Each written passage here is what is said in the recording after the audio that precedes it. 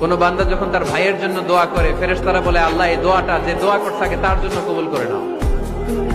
আপনি দোয়া করলেন আল্লাহ আমার ভাই অসুস্থ, তারে সুস্থ করে দাও, ফেরেশতারা বলে আল্লাহ যিনি দোয়া করতেছে তার যদি কোনো অসুস্থতা থাকে আগে তারে সুস্থ করে দাও।